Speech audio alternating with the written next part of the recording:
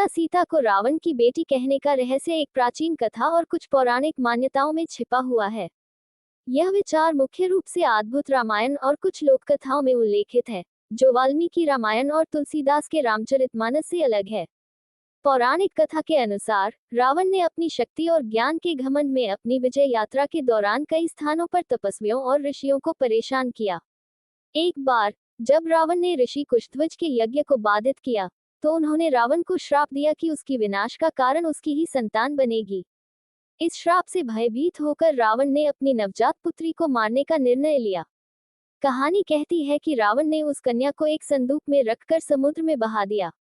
ये संदूक धरती माता ने स्वीकार कर लिया और उसे अपनी गोद में सुरक्षित रखा।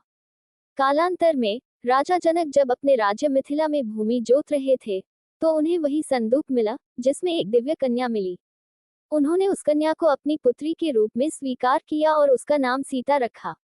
ये कथा प्रतीकात्मक रूप से ये दर्शाती है कि रावण, जो अधर्म और अहंकार का प्रतीक है, का अंत धर्म और करुणा सीता के कारण हुआ। सीता का जन्म रावण के घर से संबंधित बताने का उद्देश्य यह है कि बुराई अपने विनाश का कारण स्वयं तैयार करती है। इस कथा का उल्लेख मूल वाल्मीकि रामायण या तुलसीदास रचित रामचरितमानस में नहीं है। ये कथा बाद की पौराणिक व्याख्याओं और साहित्य में उभर कर आई है। इस कथा को अधिकतर लोक कथाओं और क्षेत्रीय रामायणों में ही मान्यता मिली है। इसका मुख्य उद्देश्य पाठकों को ये सिखाना है कि बुराई चाहे कितनी भी शक्तिशाली क्यों न हो, उसका अंत सदैव धर्म के हाथों होता है। माता सीता को पृथ्वी से उत्पन्न मानने की धारणा भी ये दर्शाती है कि वे स्वयं प्रकृति और पवित्रता का प्रतीक हैं। माता सीता को रावण की बेटी कहने का विचार लोक कथाओं और पौराणिक कल्पनाओं का परिणाम है।